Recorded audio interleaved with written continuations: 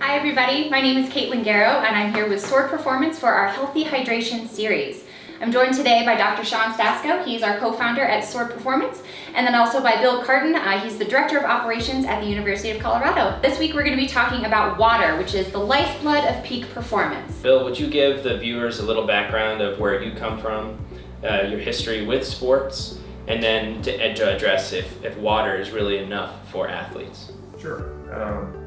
Just history about myself and where I've come from. I started as a Division III basketball player at Bates College in Lewiston, Maine. And from there, I went to the University of Connecticut. I was a graduate student there, got my master's in sports management, had the unbelievable experience of working with the men's basketball program at UConn. After my master's, I got an internship with the Charlotte Bobcats. I spent 3 seasons with that organization at the professional level. And then for the last 10 years, I've actually been in Colorado working at the University of Colorado, Boulder, where I am now for the men's basketball team. And I'm currently the Director of Basketball Operations there. So I've seen a lot, obviously, in my time at all different levels, from high school to college to professional sports. I think the higher levels you go, water is definitely not enough, but even in high school, I don't think it's enough these days, because I think athletes are pushing and testing the limits more and more every day, trying to do more and more, competing at different levels. And water's fantastic, and we encourage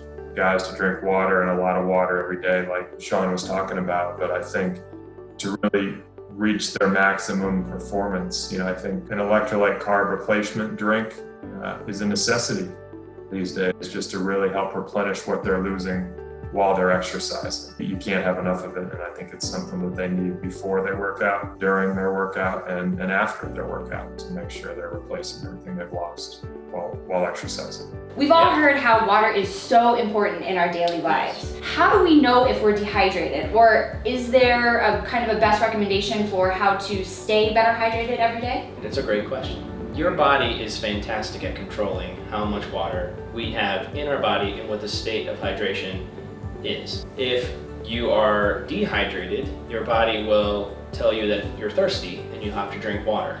If you are overhydrated, then you'll have to go to the bathroom. Your body is designed to be very good at keeping us in a euhydrated state. Anything below about a 1% to 2% in hydration status has been shown for many decades to reduce cognitive function or mental capacity and the ability to make quick decisions. It makes a huge impact very quickly on any task, especially in the heat and humidity. So is there a best practice or best recommendation for how much fluid to intake on a daily basis? Yeah, so the best practice on how much to take in on a daily basis is half of your body weight in ounces of fluid per day.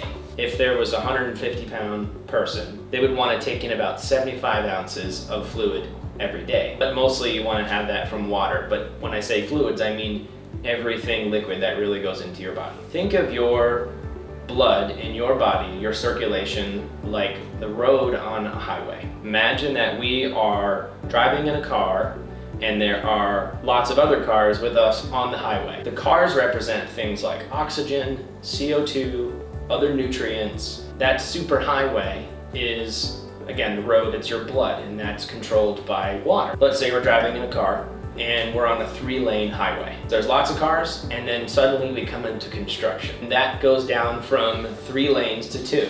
That doesn't mean that there's less cars or things on the road that need to pass in order to get to where they're going. There's just less road for it to travel. That's equivalent to what it's like when you're dehydrated. You go from 3 lanes of things moving quickly and efficiently to just 2. So if you're dehydrated, you're saying that that's really more like coming into a traffic jam.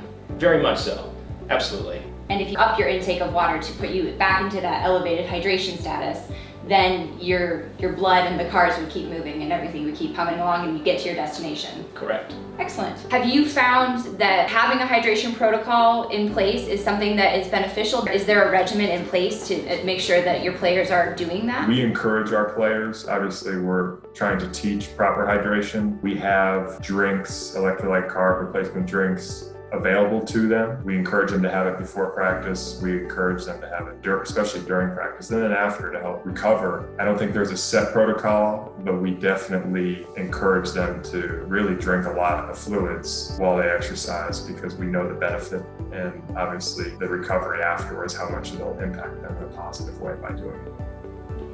And I think something to hit on there also is when and Bill, you can speak to this, when you look at positional players in basketball or football or volleyball or soccer, men and women have different sweat rates. Bill, I know we've worked with your team on setting up specific hydration protocols with different players that have different volumes and different concentrations of carbohydrate fuel. Can you speak to that a little bit when you're traveling on the road, or have you seen that in action?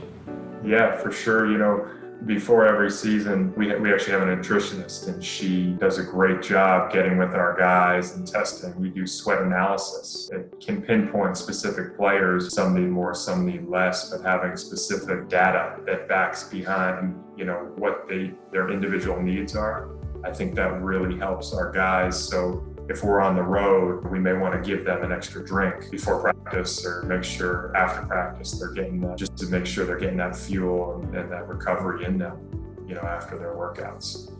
Let's talk about the future of sports as we stand now. Obviously, we're still in the middle of the COVID-19 pandemic. Clearly, 2020 has not turned out how anybody has really anticipated so far. Bill, what are you seeing for your program? What is the future of sports starting to look like for you guys? So, in terms of the future of sports for us and the men's basketball team at the University of Colorado, we're starting to put a plan in place to start practicing again. It's very strange because we're used to seeing these kids almost every day, and so it's hard. We miss being in the gyms, we miss seeing them on a daily basis, but I think we're slowly starting to get back to that point. But we're going to take a very conservative approach, obviously, to keep everybody safe. And so you said earlier you'd like to touch on the protocol. Are you changing any of your strategies, or looking to change any of your strategies for this season if it does happen, as far as hydration dispensing, sideline protocols, things like that?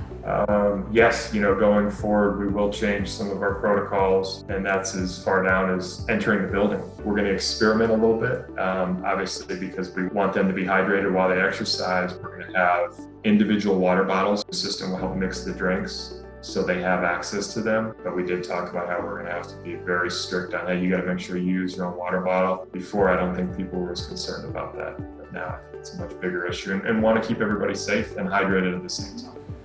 All right, well, so one last question really for both of you. As I said before, 2020 really hasn't turned out the way anybody was expecting. So Bill, what are you most looking forward to going forward from here? The two things that come to my mind are spending time with family, and I view my coworkers and our student athletes as family. I love everybody I work with and all the players. We all have great relationships and trust for each other. I'm really looking forward to competing again as a team. Oh, that's great. All right, Sean, same question to you. What are you most looking forward to for the rest of 2020? What I'm looking forward to the most definitely echoes what Bill said. I'm very much looking forward to having an opportunity to spend more time with my family, but most importantly, just connecting with people that we love very much and who love us. I didn't really appreciate until now in this situation, understanding how important human connection is to the human society. We are not supposed to be disconnected from each other. We are social beings. We belong with each other. We can achieve so much when we are together. When you are together with people in the same space, interacting, whether it's body language or just synergies that you can feel when you feed off each other's energy, those I'm looking forward to getting back to. Well, in the meantime, we'll continue to do Zoom meetings and virtual gaming and talking to our loved ones on the phone. So thank you so much, Bill, for joining us today. It was great to talk to you. It was great to hear about your program going forward. I hope that you're able to start seeing your family again soon. And thank you, of course, Sean, as always, for joining us here today. This was another installment of SOAR Performance Healthy Hydration Series. Stay safe, stay hydrated. See you guys next week.